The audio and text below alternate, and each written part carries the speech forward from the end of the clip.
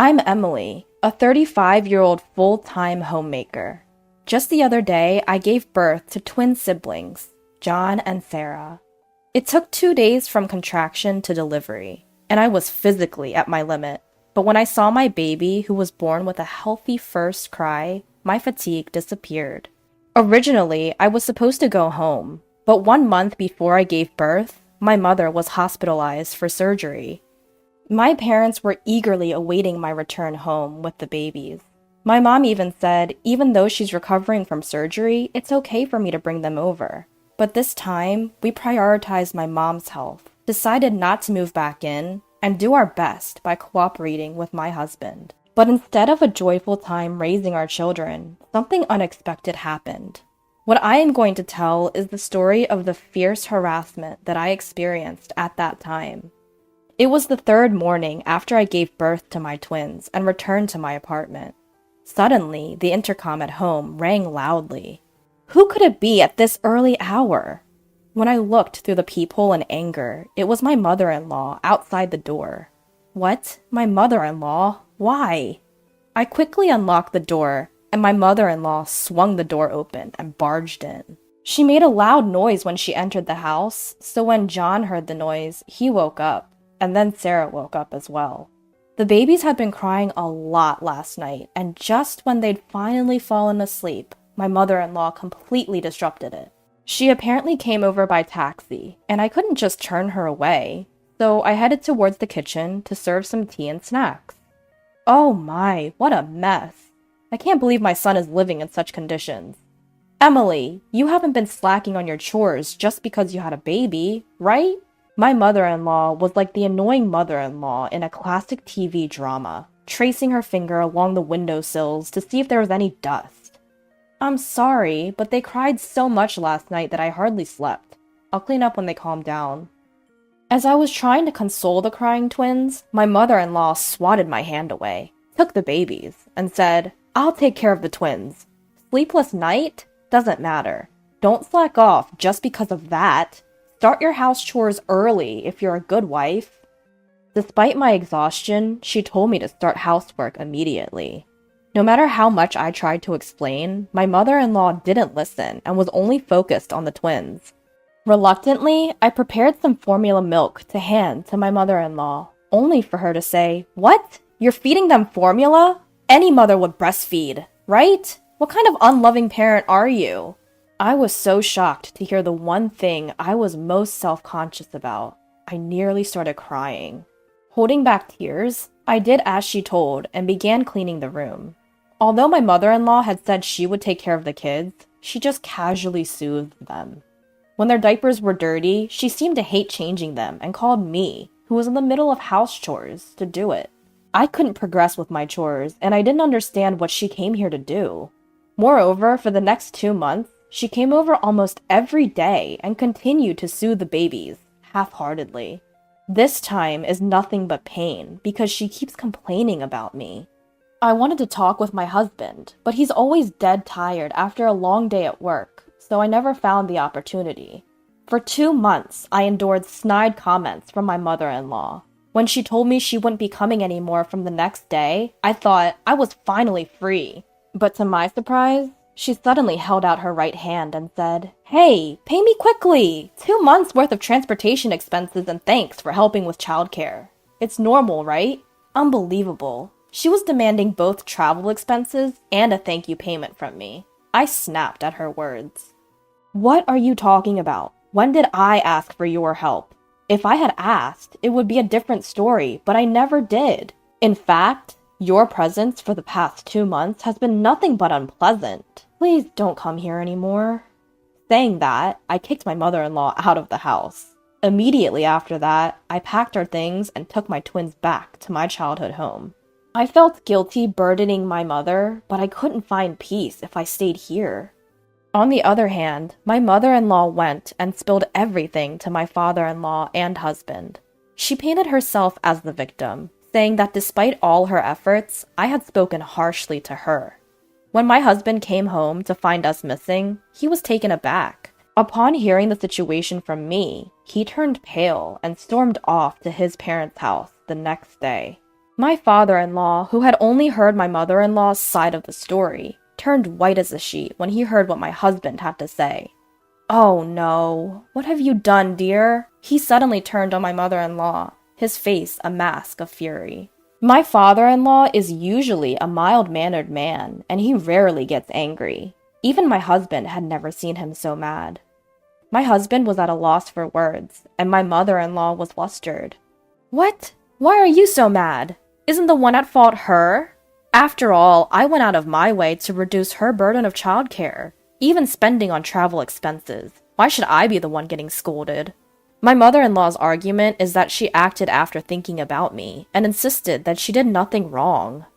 "No, you don't understand anything. Do you know who her grandfather is?" While trembling with anger, my father-in-law stared at my mother-in-law with his eyes wide open. "Who? You mean the scary-looking old man who came to the wedding? I remember you bowing and scraping to him, but what about him? Don't tell me. You're being threatened by that old man?" "No! That man is the chairman of my company."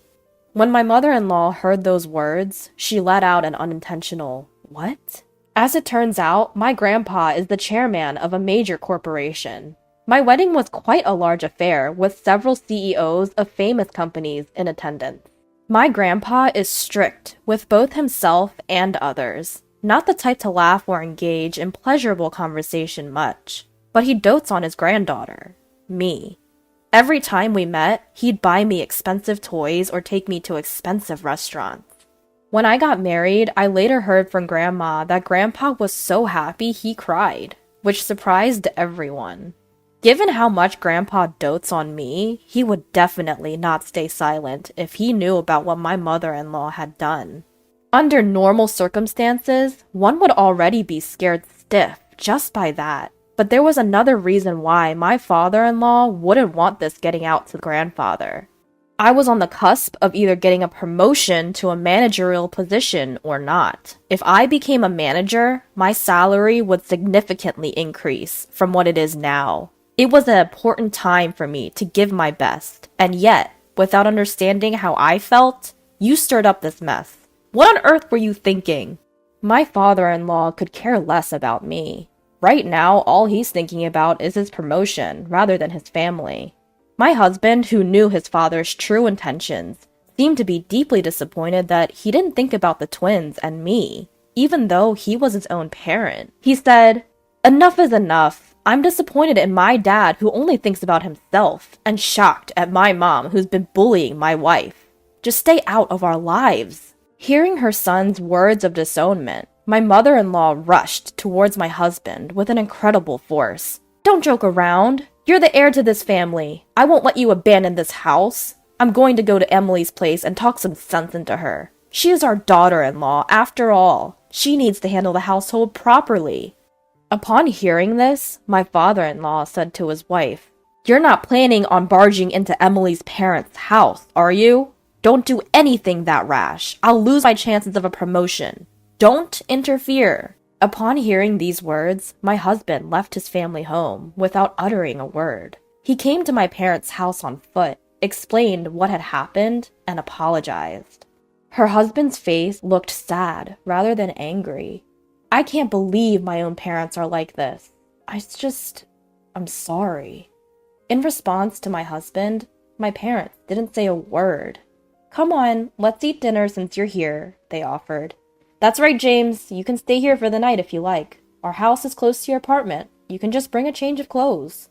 At first, my husband was hesitant because of the kindness of my parents, but after a long time, he wanted to relax with the twins and decided to stay at my house. It's been a while to have a relaxing time with family. Seeing my husband cuddling our crying twins was quite endearing. When it came time to sleep, the twins were sandwiched between me and my husband. I wished that we could always have such peaceful times. But I knew my mother-in-law would not stay silent. Deep down, I feared she might show up suddenly. But at that moment, nobody imagined that she would strike so quickly. The next day, while my parents were at work, the doorbell at my parents' house rang incessantly. I had a bad feeling about this. When I peeked at the intercom, to my surprise, my mother-in-law had shown up, unannounced. Open the door! I know you're in there! Give me back my grandchildren! She kept knocking on the door, saying those words. My mother-in-law rang the intercom repeatedly while banging on the door, and the twins were crying so much. I was almost going crazy, but then a person opened the front door for me. Finally, you opened the door! Now quickly hand over the twins to... Wait, who are you? The person who opened the door instead of me was my grandfather. Who do you think you are, banging on someone's door like this? How rude! Whether my grandfather was angry or not, he spoke with a stern voice to my mother-in-law. As expected of my mother-in-law, she looked dumbfounded and couldn't say anything because he spoke to her with such a voice. Wait a minute. You can't be the chairman my husband has mentioned, can you? My mother-in-law, her voice was shaking, asked my grandpa. Huh? Oh, now I remember. Are you James' mother-in-law? I didn't recognize you because you didn't introduce yourself at the wedding. My mother-in-law had been entirely against our marriage. She felt as though she was losing her son she had raised so carefully, and she adamantly refused to attend the wedding. However, the people around her managed to persuade her to attend the wedding, but I heard that she didn't say hello to my relatives at all and just sat in the waiting room with a sullen expression. So it's no wonder my grandpa didn't recognize her. When he realized she was my mother-in-law, my grandpa's face turned even more intimidating, and he stared at my mother-in-law, who was trembling. I had previously told my grandfather everything I had been through. He probably expected my mother-in-law to burst into the house, which is why he had been staying here for a while. Well, the real reason was that he wanted to see the grandchildren I had given birth to. But he hadn't expected such an early assault. I didn't come here to bother you, Emily. I just came to see the twins because you brought them here without telling me. It's cruel not to tell me, isn't it? She insisted that she just came to see the twins and not to harass me. However, I couldn't believe the words of the mother-in-law, who had been banging on the door and pressing the intercom repeatedly, yelling to give back her grandchildren. Is that so? But didn't you tell your granddaughter earlier to return my grandchildren? Since when did they become your possessions? Even my mother-in-law couldn't ignore these words, and she argued back. What are you talking about? Those kids are the grandchildren of our family. Especially John, who was the heir. They are rightfully our grandchildren, not yours. Yes, the only reason she doted on the twins was because they were the heirs. She also loved Sarah, but John, being the heir, was her favorite. I see. I understand your affection for the twins, but is it right to neglect their mother, who was exhausted after childbirth? You forced your way into her home, which is quite a terrible thing to do, isn't it? My mother-in-law was taken aback by these words and began to look pale again. Wait, you're not going to tell my husband about this, are you? He specifically told me not to come here. I can't let him find out. Even though my father-in-law was strongly advised my mother-in-law not to come here, she came here on her own will. If her husband found out, she might even be got divorce papers. So she begged him to keep her visit a secret. But there was no way he could accommodate such a request. He said to the flustered mother-in-law, "What are you talking about? There's no need to hide anything, especially if there's something to feel guilty about. I'll let your husband know that you came to visit us. Now, be sure to make an appointment next time you come, okay?" Leaving these words behind, he closed the front door. Normally, my mother-in-law would have knocked on the door many times and pressed the intercom many times. But now that the grandpa, who was the chairman, is at home, it seems that this time she went home quietly. She didn't say anything about her abrupt visit to my family's home, but my grandfather later summoned her husband to his office and explained what had happened. Despite having been emphatically told not to go to our home, my father-in-law was visibly angry that his wife had done so anyway. I deeply apologize for my wife's thoughtless actions. I'll make sure she never does anything like this again.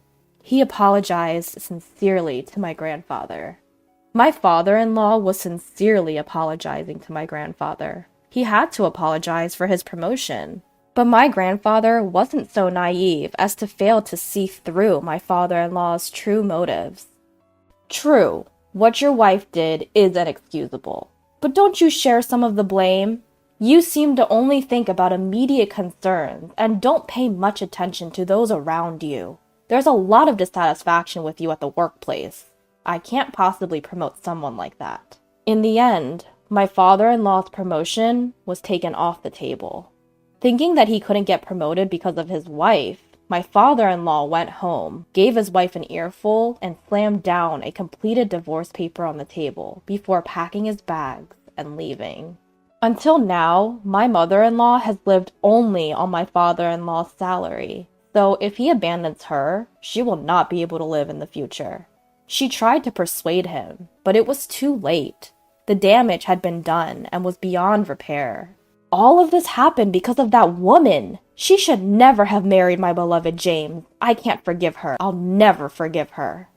Having lost everything, my mother-in-law went on a rampage and stormed my parents' home. She banged on the door and shouted at the top of her voice, "I've lost everything because of you. If only you weren't here. Give me back my grandchildren. Give me back James." It was already past 9 p.m. It's extremely insane to bang on the door while yelling at a time like this. Unable to endure it any longer, my husband called the police. My mother-in-law was taken to the police station in a squad car. To the very end, he apologized to my parents and my grandfather for causing trouble, but they knew that my husband was not at fault. Feeling relieved that peace had finally returned to our home was a refreshing feeling. Hopefully, no one will bother us anymore. It would be nice to finally live peacefully. It was regrettable that things had turned out this way, but knowing that we could finally focus on raising our kids in peace, I felt a sense of relief. Afterwards, my in-laws divorced. My mother-in-law returned to her parents' home. The home where my mother-in-law was living was in a remote rural area, much like Nebraska, where only a few buses run per day. Without a driver's license, it wouldn't be easy for my mother-in-law to travel here. My mother-in-law, who had been so eager to have her grandchildren all to herself, seemed to be having a hard time living without seeing them. She apparently repeatedly begged my husband to let her see the grandchildren and to make up with me. But my husband, unable to forgive his self-centered mother, blocked her calls. My mother-in-law, who was unable to meet her grandchildren and was cut off from her son, became completely absent-minded. It seems that her parents didn't say anything to sympathize with my mother-in-law. Having truly lost everything, my mother-in-law locked herself in her room, crying tears of regret every day.